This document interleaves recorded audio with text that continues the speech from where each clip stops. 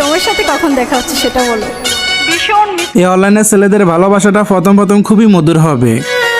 এমন বাজে অভিনয় করে গেম খেলবে মেয়েটার সাথে, মনে হবে যে এটাই তার শেষ ঠিকানা। কিছুটা দিন মেয়েটার সাথে মায়া বাড়িয়ে কথা বলে, ফ্যামিলিতে এই সমস্যা ওই সমস্যা বলে ওই মেয়ের থেকে টাকা পয়সা খাবে, সাথে মেয়ের দেহটাও বুক করবে।